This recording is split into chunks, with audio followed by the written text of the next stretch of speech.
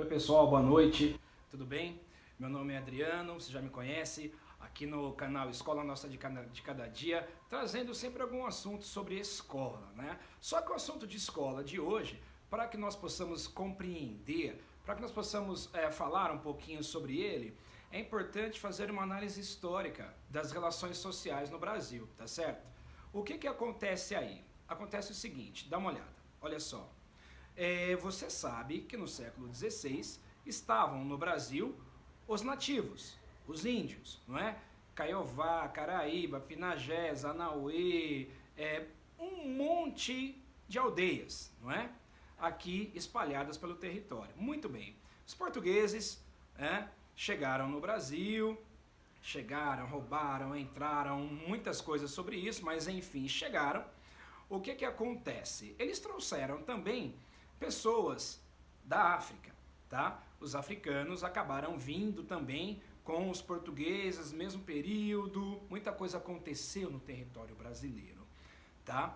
Então, o que houve aí? Um período de escravização, tá? Esse período de escravização que você tanto ouviu falar, ele gerou muita coisa, que acaba, de alguma forma, refletindo hoje, tá? E a gente precisa entender rapidinho um pouco disso, tá bom? Então, quando você tem um encontro de etnias diferentes, você acaba também gerando perfis sociais diferentes no futuro, né? Então, este encontro com português, europeu, com o negro africano e o sul-americano, o nativo, o indígena, acabou gerando uma etnia diferente, né? Os mestiços, né? Acabou gerando uma mistura. E essa mistura acabou trazendo alguns problemas políticos, não é? Porque você vê que no dia 13 de maio de 1888, quando houve a libertação dos povos escravizados, o que aconteceu, não é?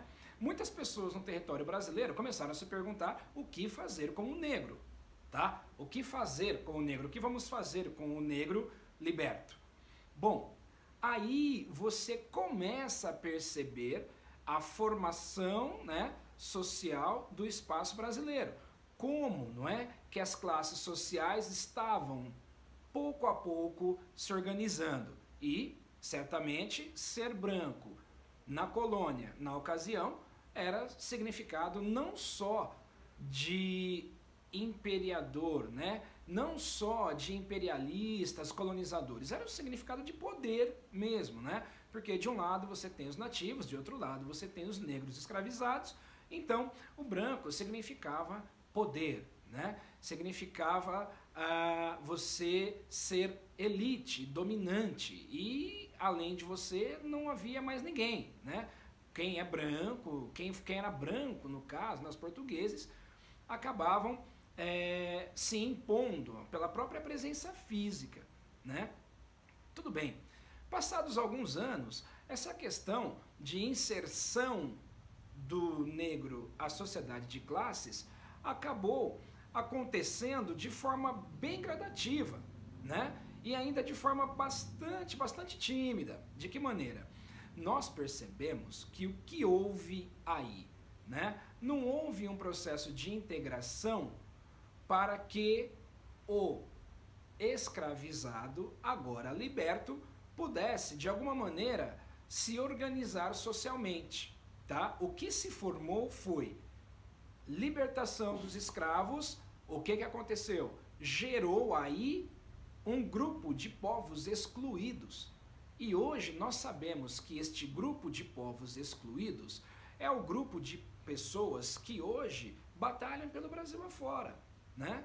São pessoas que buscam o seu lugar na sociedade, né? São negros, mestiços, pessoas que estão a cada dia trabalhando para conseguir a igualdade de direitos, a igualdade de oportunidades, não é? Por que eu digo igualdade de oportunidades? Porque basta você perceber, não é? O que predomina hoje na escola pública, não é? Que é uma escola carente de recursos e de atenção do governo. Predomina lá, né, a presença de negros e mestiços.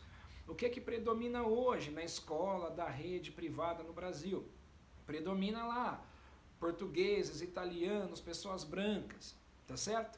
Então isso tudo é um processo que ele é reflexo de algo que precisa ser reorganizado, revisto no Brasil. É por isso que, de alguma maneira, nós temos dentro do espaço social escolar o reflexo desta situação que não foi bem resolvida, tá certo? O que acontece aí? O que eu estou querendo dizer? Que as pessoas no Brasil que não dispõem de recursos para auxiliar no seu processo educativo, elas, eu não preciso nem te dizer, vão encontrar muito mais dificuldades para se colocar socialmente, tá? Mas o que eu estou chamando a atenção aqui é que este processo, ele é algo que vem acontecendo desde o século XVI, mas ele ficou à margem. Essa discussão ela não é mais feita de forma objetiva. Por quê? Porque houve, no meio de tudo o que passamos no país, enquanto construção de nação, formação da nossa identidade nacional, houve uma coisa bem séria, que é a naturalização da marginalização dos excluídos. Não houve uma inclusão social, não é? Que pudesse atender em igualdade de oportunidades os negros e mestiços. Não acabou, acabou que não houve, porque se você olhar para a escola hoje, pública, como eu havia dito há alguns minutos, você vai ver, não é? Que tem bastante gente que ainda precisa trabalhar, estudar, e eu vejo que isso não tem problema nenhum, né? Só que você acaba ficando alguns passos atrás, tá certo?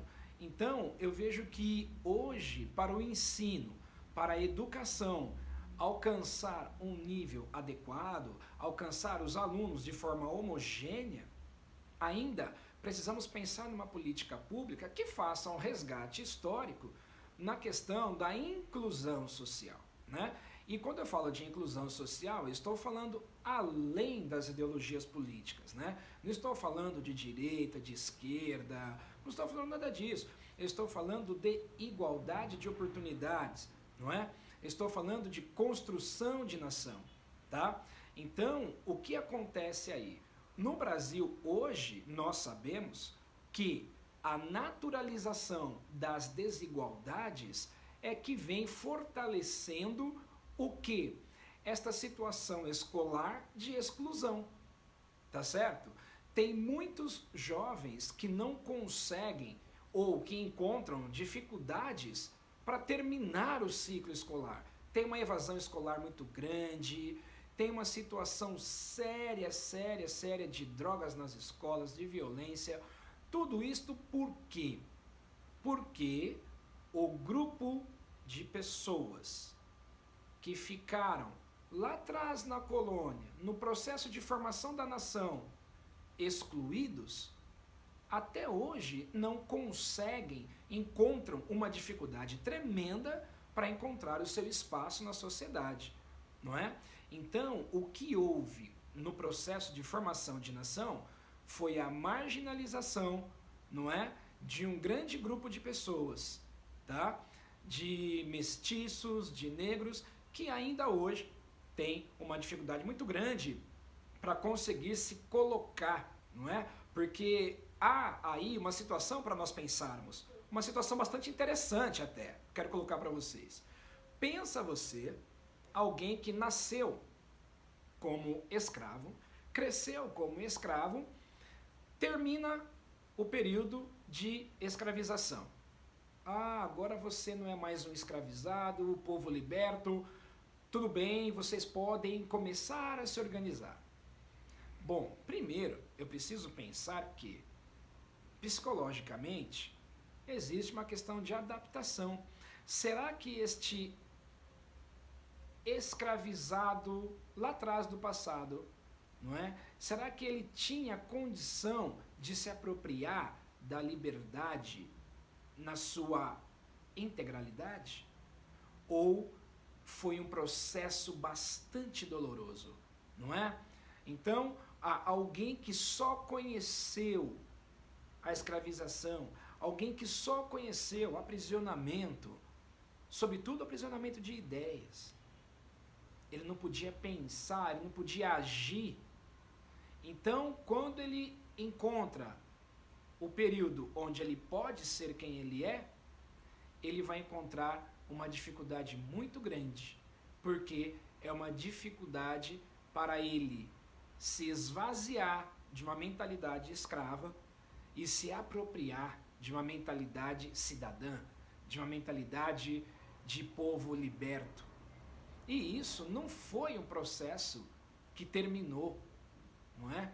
Esse processo ainda está em construção, tá? Eu vejo que, se você perceber, nós temos grande número aí de estudantes conseguindo romper as dificuldades, não é? Conseguindo construir uma posição social bastante interessante, mas nós precisamos ainda, como fala o professor Pierre Bourdieu, romper com a questão das desigualdades que a escola, por sua condição, acaba impondo sobre a sociedade. Do que eu estou falando? Eu estou falando da impressão que a escola dá de apresentar o ensino de forma democrática a todos, não é? Por que a escola não consegue fazer isso? Porque a escola cobra conteúdos que vão para além do conhecimento escolar, não é? A escola vai cobrar conteúdos que aquele aluno que consegue recursos para a aquisição de conhecimento em teatro, em leituras, visita a museus, esses alunos eles terão maior facilidade. Os alunos que não têm, que não dispõem de recursos para essas condições, certamente eles encontrarão um pouco mais de dificuldade, tá? Então, quando ele chega dentro da sala de aula, as coisas para ele vai ser um pouco, né? As coisas serão mais difíceis para ele, tá certo? Então, eu quero que você perceba que muitas vezes um aluno na sala de aula não entender um conteúdo não é só falta de esforço, falta de dedicação, mas pelo contrário, ele tem se dedicado muito, mas ainda ele precisa romper barreiras para conseguir atingir o que a escola pede, porque a escola ela não consegue atingir os nossos estudantes de maneira homogênea, não é? É preciso fazer um exercício de cidadania, é preciso pensar uma política pública que trabalhe a partir da dimensão das desigualdades para conseguir dialogar e entender o que realmente acontece no Brasil, para que os alunos possam aprender e conseguir desta maneira mudar o país, sair dessa condição de dependência que nós temos. Tá bom? Obrigado, gente. Vamos pensando então aí, dia a dia, como romper com as desigualdades para conseguirmos avançar enquanto nação, para sermos melhores enquanto pessoas. Tá bom, gente? Tchau, tchau.